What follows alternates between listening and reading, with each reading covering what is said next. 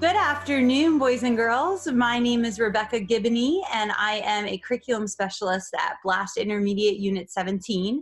And I'd like to welcome you today to Learn at Home with WVIA. And with us today, we have a special guest, and I'm going to let him introduce himself. But my special friend here, his name is Livingstone. Livingstone, how are you doing today? I am doing great, Rebecca. I'm doing awesome. My name is Livingstone Kegode. I am from Kenya. Kenya is in the east side of Africa, and I live in the western part of Kenya in Bungoma County. Awesome. Thank you very much. And how's everything going right now with COVID-19? Is it, I saw you have your mask, right? Yes. Here is my mask, and actually COVID-19 has brought us to a standstill whereby we are not doing anything. We are always indoors, washing our hands, keeping ourselves clean, and maintaining the 2-meter distance with our friends and relatives. So there is no any activity going on. We have no schools until further notice, maybe end of June. We should resume maybe end of June. We are not sure, but we are waiting for directives from the government. So right now we are doing nothing. But mostly we are working from our gardens. So we are planting maize and beans, weeding, doing some activities here and there, looking after cattle, so many activities. Awesome. Thank you. And Livingstone, what time is it there right now? Right now it is 20 minutes past 4 p.m. Okay, so 4 p.m. It is Friday. So just for our audience to know, right now we are recording at 9:20 a.m. and it is 4:20 p.m. where Livingstone lives. So it's a 7-hour time difference. And can you describe for us the weather? Oh, it has been so rainy. Right now it's a rainy season in Kenya. And people who, by the way, this is so serious. People who live in lowland areas are being moved to highland areas because there are a lot of floods. The rivers are breaking its banks, and it's very, very rainy. And I can say Kenyan weather is mostly about into 2 sections. It's hot and dry from June, July to end of March. But from beginning of April to somewhere in August, it's rainy, and that's the planting season in Kenya. Awesome, thank you. And Livingstone, what do you do for a living? Okay, I have a center that will support students from the vulnerable families. So my what I do there is I teach grade 1, 2, 3, and 4 mathematics. Besides that, I support the communities in different activities. Like recently, we drilled a borehole for the community and the school. And that borehole was to end the water crisis in our village because students, parents, so many people walk miles to the river to collect water. So such a things, when we include students and our global community, we try to end some of the crisis, water crisis being one of them. And now we are working on making sure all students from vulnerable families get access to education. That is why we have HIP Academy Center. Right, yeah. So I love following your tweets and your messages from your HIP Academy and your education center. And so cool to see that you guys got water fresh running for your students and your community. So we hope to keep that going. In any way we can support you here, please let us know. But oh yeah, sure. And we collect a lot of water. That borehole has a lot of water that during the dry season it cannot go dry. Maybe the problem we have is it is powered by electricity. So when we have blackout in our village, it means we have no water. But when power is there, we have water. Yeah, and I think that's really important for our students and our listeners to hear, because sometimes we think we have endless water, right? But then we go to some villages and some other places in the world where water it's sometimes not available at our fingertips. Yeah. It becomes an issue. Like for example, people who live in lowland areas, they have water, but they are at the end risk of getting cholera and bilharzia because of floods. And we have those in deserts and some areas, semi-arid areas that have no water. So water becomes a big issue. Like at our place, it was a big issue, but good volunteers stepped in and solved the issue. Gotcha. And what part of Africa are you located? Okay, Africa is large and we are in east side of Africa. That is Kenya, Uganda, Tanzania, Rwanda, Ethiopia, Sudan, South Sudan, and Djibouti. Yes. Okay. So those are the countries in East Africa, Kenya being one of them. All right. Awesome. Thank you. And so can you describe for us a typical day where you live and where, like for your students, what would be a typical day for them? Okay. During school days, it's different from holidays. School days, they wake up in the morning, 6 a.m. They prepare and have their school clothes, books, everything ready. They take a cup of tea if available. Then by 7:30 a.m. in the morning, they are all in school, settled, waiting for classes to start. And between 7:30 and 8 is a preparation time, whereby they do anything available they have been assigned by teachers or making sure their classroom is clean, a compound, everything. So from 8, our school day starts at 8 and it ends at 4. In between 8 and 4, we have 2 breaks. We have short break at 9:30. We have tea break at 10:30 for teachers and students. They take tea or porridge and some snacks if available. At 1, they take lunch, that is beans, boiled beans, rice, or ugali, or anything that is available for the students. We have some vegetables from our garden. We mix them with anything that we have cooked, like beans or rice. That is 1, between 1 and 2. Then we go back to classrooms for 1 hour. Then we break for recess. 3 to 4 is recess time. That's when we play different sports activities. Then at 4, we break. So when students go back at home, first they bathe, then go collect water. Some do collect water, others do collect firewood for the domestic use.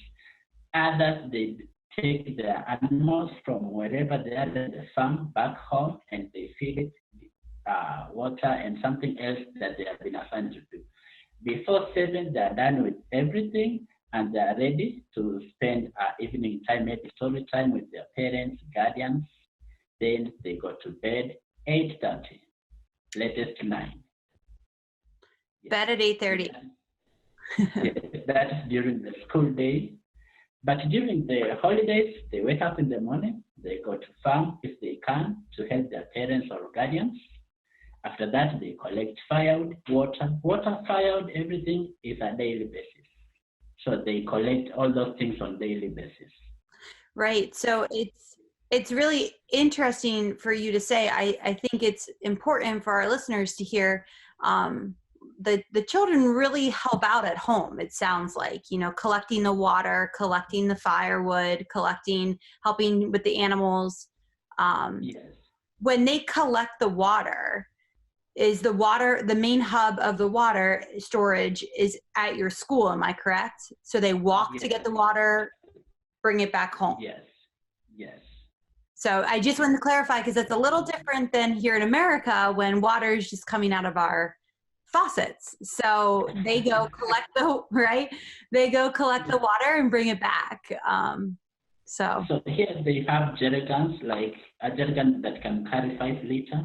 Here we do liters, maybe you'll do the math later. So it can carry 5 liters or 10 liters or 20 liters. So each kid picks what he or she can carry. Then in the house, they have a reservoir where they can store that water, maybe a 100-liter tank or a 50-liter tank where they can store or pot anywhere. So when they fetch water, they store it in the house for the uses. Because at school, sometimes we don't allow parents to come in during school hours. Some kids, they will cry and follow them back home. which is now tended to interfere with the lessons. So we only allow from 4 onwards. So that's the time parents can collect water. Right. And weekend, they collect it anytime. Okay. And do they have school? They don't have school all year round, do they? They just have school. No, our school calendar changed actually, but we have school from January to end of October. Then we break November and December. But between January and October, we have short breaks of 3 weeks. Okay. Because Kenya will only go for school 3 semesters. So semester 1 is January, February, and March. Then we break 2 or 3 weeks. We go back partly April, May, June, and July. Then we break for 2 weeks. Then we go back for the last semester. So our year ends October. Then when we start a new year, it means we promote students. If they were in first grade, now they move to second grade. But there are no testing because our Kenyan curriculum changed. We moved from testing or standardizing to CBC, competence-based curriculum, whereby now we follow the talent of a student and their passion. We don't force things like you have to do this and this. You have to be tested to be promoted from grade 1 to 2. Okay, so you follow, like you said, the student and their passions and what they're really getting interested in, right? Yes. Yes. Okay, awesome. Well, we're going to move on here, and I'm going to share my screen because the children earlier this morning talked about animals, and we've been focusing a lot on that on WVIA. And so I'm going to share my screen here, and I think you prepared for our audience some little presentation of, hopefully everyone can see that, we'll present it here, of the animals that they could find, sorry, I'm going all the way back, that they could find in Kenya. Yeah, these are animals found in Kenya, and the pictures were taken at Masai Mara National Park and in Lake Nakuru National Park. Right, so we're going to go on a little safari ride. Yeah, this is very interesting. And in Kenya, you'll find the big five. I don't know why they're called big five, but you know, lion is the king of the jungle. It has to be among the big five. Rhino is huge in size. Buffalo the same. Leopard is small but furious. Elephant is huge in size. And they are called the big five. These are the animals you need to see first when you visit Kenya. If you visit Kenya and go back to your homeland without seeing them, then your mission expectations are not yet met. Okay, so if I want to come to Africa, I got to be quick and on the lookout, or if I want to specifically come over to Kenya for these big five animals. Yes, you have to see them. But among them, it's so hard to see leopard. But I'll give a reason later. For now, let's start with the lion. And you know, lions these are animals that live, let's say they have like kingdoms or prides, whereby a male lion has its territory and it can stay with a given number of females. Any other male lion cannot invade that territory. If it does, there will be a fight because it has to be only one male lion in a given territory. So interesting. Yes, you can scroll down as we go. So there's the prides. Now, Livingstone, can you I don't want to say from your backyard, but can you see these lions and these big five animals when you're out just walking around, or is it more in the jungle? No. Okay, we have, they're called national parks. They are fenced, so they are kept inside there. You can say it's a zoo, but it's more than a zoo because they're in their natural habitat. But this place is fenced with electric wires, and it is secure that animals cannot move from their territory to invade where we live, or human beings cannot go into their natural habitat. Except that in some areas, you'll find that we have elephants, and elephants have tusks. And these tusks, they are said to be of value, a certain value to, I don't know, black market and something like that. So we have poachers that go to the wild the national parks to kill the elephants and take the tusks so that they can sell and get some money. Interesting. All right. So that is the only major problem in Kenya. And not only in Kenya, but across Africa, because these tusks they're said to be very valuable. So the leopards here are really difficult to find, but because they're so good at camouflaging. Yes, they have to camouflage to protect themselves from, or also to at least don't be identified by certain animals, their prey and predators. Oh, okay. Interesting. I'm learning so much from you already. So, buffalo. So buffaloes are, they walk in groups, by the way, and they feed on grass. They are just like cows, but they're dangerous, by the way. But wild animals like lion, leopard, cheetah, they like to feed on buffaloes. So this makes, why do they walk in group? Just to protect themselves, because if it walks alone, it's easier. Yeah, so I think it's super interesting to see how they walk in. So they walk in the groups so that they protect one another, because they are a lot like the lion. You're saying the lions and leopards, they like to eat the buffalo. Yes. They're their prey. That's why they walk in a group. Yeah. And I like the comment that you make that it's not the same as American bison, because when you said buffalo, I'm like, oh, the buffalo we have, but it is very, they are different. So great. Oh, elephants. I will be honest with you. This is like a stereotype. Like you think Africa, you think elephant, right? Yes, something that is big, and you can see how it is. You know, Masai Mara do extend to Tanzania, and Tanzanian side is called Serengeti. So they have the elephants, and they're not found at Lake Nakuru National Park because of some reasons. And there are so many in Tsavo National Park, Masai Mara, Amboseli, these different areas. Now, is it true, Livingstone? Do people ride the elephants? Or is that just like something we see on TV? Okay. To other countries outside Africa, we have those people who do ride the elephants. Yeah. So then like here you have here is that it's classified, these poachers here, they have their tusks, and that's what they're classified as vulnerable. Yes, you know, so the poachers do hunt them down to take those tusks. So these elephants are classified as vulnerable to them. Oh, interesting. And then the rhinoceros. Another animal there. Looks like they have the black and white rhinos.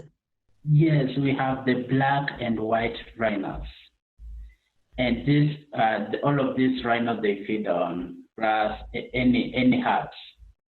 But we have the white rhinos.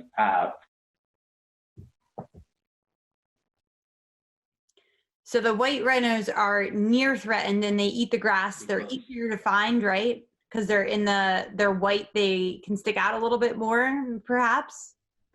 Yes. But the black rhinos, they eat the trees. That's really interesting that there's a different between the different rhinos. Like the black rhinos eat the trees and the white rhinos eat the grass. That's super interesting. And those ones are harder to find. Yeah, and they're harder to find, actually. They're very hard. It took us time to get them. Right.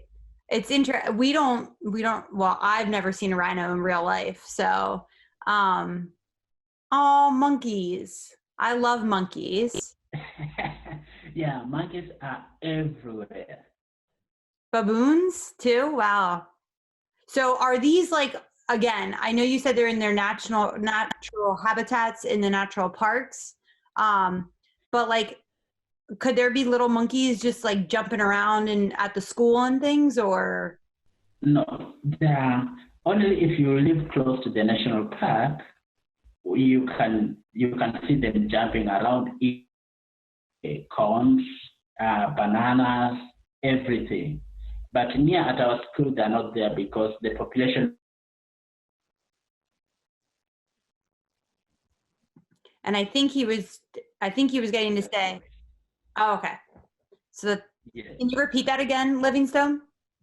Okay, I'm saying like the population of human beings in our rural area, it went up. So with the human population increasing, the animal 80s, 90s. the animal population would decrease then because you have more people. Yes. Okay. So yeah. we're sort of like slowly, well, quickly. I feel like this 25 minutes went fairly fast, but we wanted to introduce our viewers to a little bit more of your homelands. And we want to thank you for allowing thank you for coming on to the show. We do understand, just like we're struggling a little bit with some internet issues, that there are internet issues as well, all around the world. But thank you for being here as well. And what we'll do is we'll upload your presentation to the website, and then students can also sort of explore and see the different animals. Yeah, thank you so much for your time, and I really appreciate that you considered me to talk about Kenya and Africa.